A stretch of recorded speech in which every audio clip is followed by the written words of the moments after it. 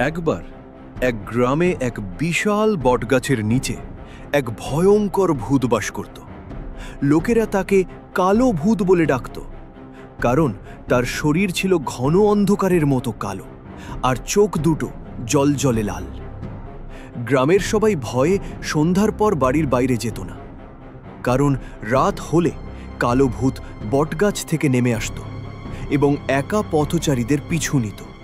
কেউ কেউ বলতো সে মানুষকে হঠাৎ করে উড়িয়ে নিয়ে যায়, আর কেউ কেউ বলতো সে শুধু ভয় দেখিয়ে মজা পায়।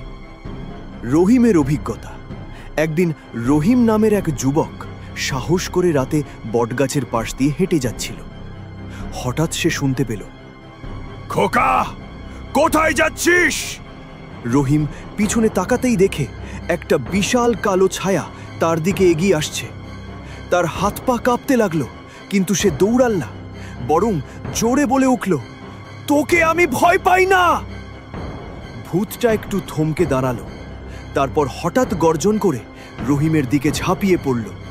পরবর্তী পর্ব দেখতে অবশ্যই সাবস্ক্রাইব করতে ভুলবেন না।